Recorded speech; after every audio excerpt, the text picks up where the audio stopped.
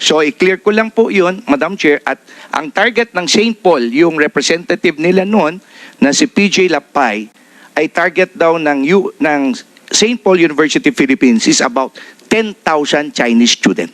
Can you now answer the statement of Congressman Lara that your representative in a meeting is stated that for every student, Chinese student, you receive 1.2 million pesos.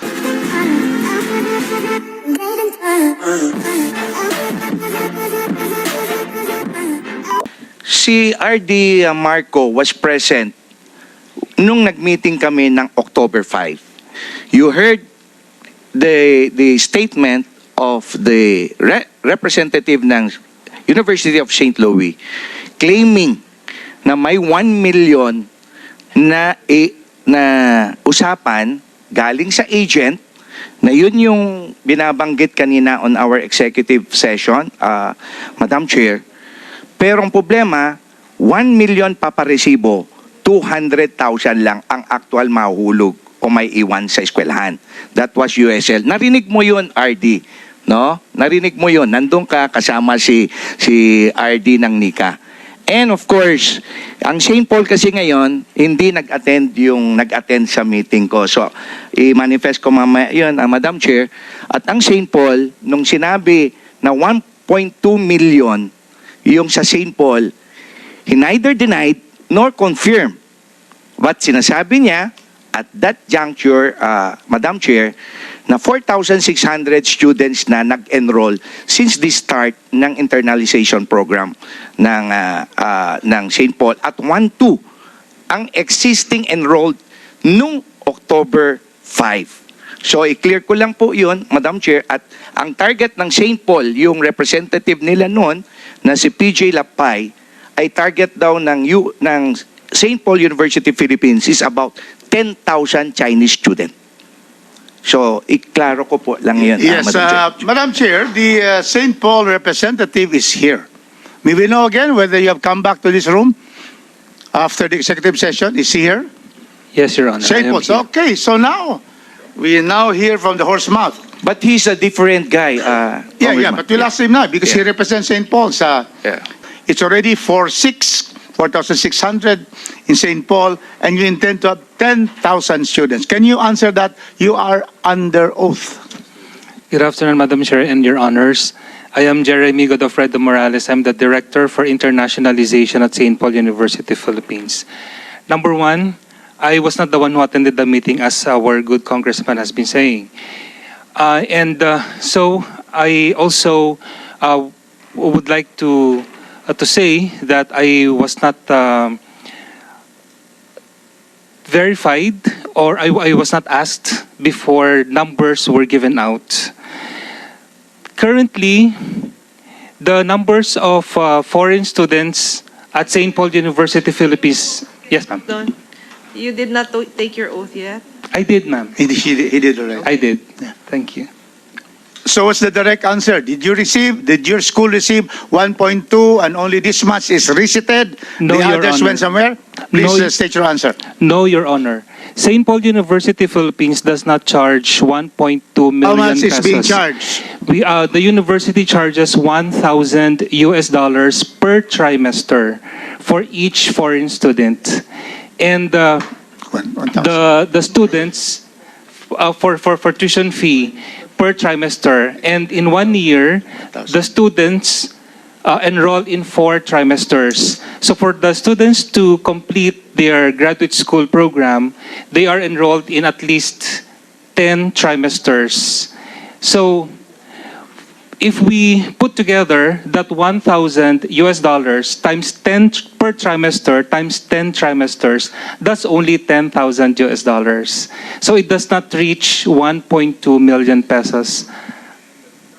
It will reach 580,000 per 80. It's now 58.6, so it's almost a million also. But anyway, that is your answer, and we will go further here. And you are under oath. So, Madam Chair, just to wind up, because we're winding up, I now go to the DFA.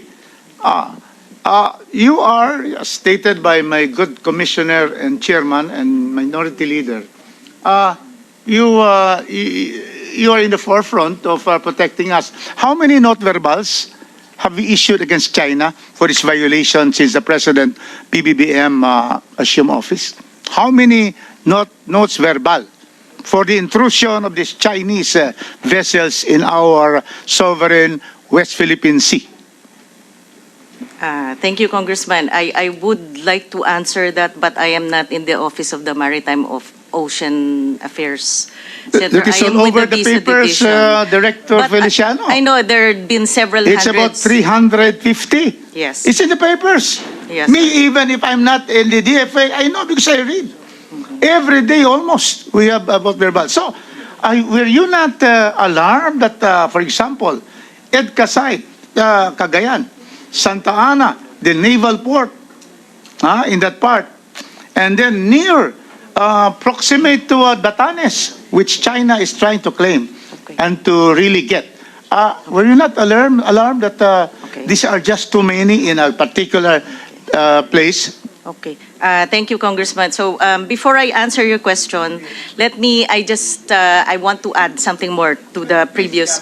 Okay, so aside from the authenticity of the documents, the identity of the applicant, and the purpose of visit, we also, of course, ascertain whether a certain foreign national is a security risk, which is why we conduct security clearances with BI and NICA, and we work closely with them. So yun po yung basis namin to ascertain whether a certain person You is... didn't find that a large influx of Chinese students will not be a security risk? Huh? You are with the Office of the Consular Affairs, huh? Let me, we have taken note of all of the House resolutions, of all of the POGO activities, sex trafficking, etc., and the influx of Chinese. In fact, our office and our undersecretary will be conducting an interagency committee meeting on visa concerns tomorrow precisely to address these issues with a view to harmonizing the policies or maybe even revise the policies based on the security concerns that have been raised in the recent months. So we are taking very good note, sir. Don't Thank worry. you. And we seek to strengthen our visa policies and make it even stricter if need be, which is obviously needed. You already Madam Chair. the DFA, and you just finished, the DFA secretary already said that there'll be stricter rules, right? Do you Yes. confirm that? Yes, sir. That the DFA has now issued to all consulars, Yes. especially China, to be stricter on issuances to the Chinese students or nationals coming in. Finally, I'll wind up already. Thank you, DFA, Director Feliciano. We go now to immigration. You are in the last leg of all this particular setup, no? When your immigration student desk, when they issue the conversion from 9A to 9F, did you make sure that all the requirements that were required by the DFA and schools, that they were all present when you converted this particular visas? Thank you, Your Honor. 100% we can assure the committee that the student visa section scrutinize and assess the completeness and authenticity of all the supporting documents. And to add, we only issue student visa conversion if there is a notice of acceptance from the school and that school is authorized to accept foreign students.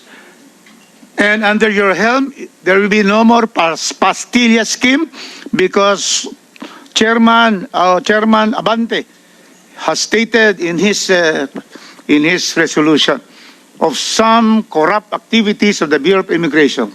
Of course, that was not during time. During your time, do you commit that you're going to perform your duties diligently and with integrity? Commissioner Norman Tansinko. Unqualified commitment, Your Honor. Unqualified commitment. That is good enough. Congratulations, Commissioner. With that, I end, Madam Chair. And I am going to the meeting with the DPWH because I have many requests for infrastructure. Thank you very much to those who are here. Thank you. Sana all. Committee, no? Si Chairman Dan Fernandez is already outside. So I'm sorry for rushing you. Madam Chair, pwede ba ako kahit lastly, minority, si Kong Abante, si Kong Manuel. One Sige, question thank you, daw. Madam Chair. Isa lang, kasi nga nabanggit na i-revise yung policies sa conversion ng visa. Gusto lang natin makuha, at least para may definite na panghawakan yung committee. May timeline po ba kailan pwedeng ma-produce yung ganong updated na policy? Kasi yun nga, given na merong tayong security situation, ayaw natin na maabuso siya, di ba? Yung nako-convert from temporary visa patungong student visa. Yan lang, Madam Chair. Can we ask the agencies to submit this so that we can distribute to the members? Yes, Kong Abante. Gusto ko lang last. itanong, Madam Chair, itong St. Paul, no?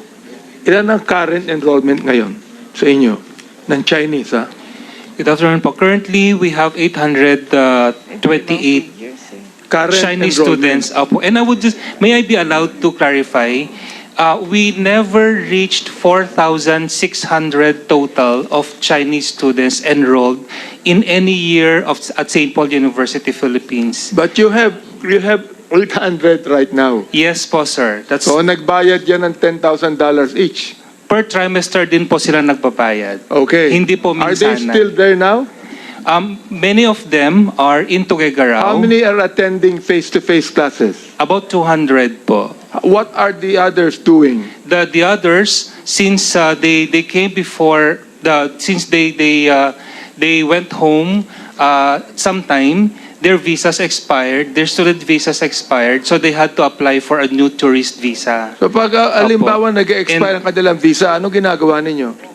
We notify them. We notify our students of the policies and procedures and the activities in the university that they need to come already to the university because we're going back to face. Kapag nag-expire na po yung Iba-iba visa yung nila, figures. we give Iba-iba them yung figures, letter of acceptance Iba-iba yung figures. after verifying that they are still enrolled with the university. Are you able to, Madam Chair, are you able to get all of the requirements properly and officially? Yes, sir. The red ribbon documents, yes, sir. You have that? Yes, sir. In the university, authenticated by the Philippine Embassy. Pinuntahan na ba kayo ng NICA about that? Yes po, there were representatives po. Pinuntahan na kayo? Yes po, sir. Okay, therefore, Madam Chair, I just would like to manifest here that there are not only 400 enrolled in Cagayan. St. Paul, 800 po ang enrolled. And all of them paid $10,000 each. Ang laki ng kita ng St. Paul, ha? Ang laki ng kita ng St. Paul. Therefore, Madam Chair, datagan pa nila yung malaking kita, eh. Oo. And then, the NICA went there. I do not know why they're here today. They are present only, Madam Chair, but they do not even know why they are present. So therefore, in the next meeting we have, Madam Chair, we're going to have another session here, that the NICA people should have their own heads here, including the ISAP, including the National Security Council, and they must be prepared, Madam Chair, to submit to us all the documents needed that they should submit. So at the next meeting, we will require all the heads of the agencies, and then all the documents should be submitted. And since you were invited, you have to prepare. Hindi pa pwedeng pupunta kayo dito na hindi nyo alam kung bakit kayo nandito. Okay? And lastly, the author, before we adjourn. Yeah, just a point of clarification before I will seek for a motion to suspend, Madam Chair. I will reiterate my invitation for the resource person of St. Paul University, Philippines, the guy who we had a meeting with the director of CHED back then, PJ Lapay, because he was the one who gave us the figures. Voluntary po yun, hindi po ko tinatanong yun, sa kanya galing. So from that end, no, pati yung sa St. Louis University, Madam Chair. Kasi may konting discrepancy na, pero i-reserve ko na sa next hearing. Kasi nasabi ni Chairman kanina, Commissioner, na mukhang 85 o 52 lang na renew. Ngayon, 800 plus pala ang Commissioner. Narinig mo siguro yung sinabi ng St. Paul, no? 800 plus ang estudyante nila. How come 52 lang ngayon? Saan nanggaling na yung dokumento na nila, no? So, The 52, Your Honor, is extension, yeah. not conversion, extension. Okay. So, i-verify na lang natin on the next hearing. So, with this, Madam Chair, I move for the suspension of this here. Thank you.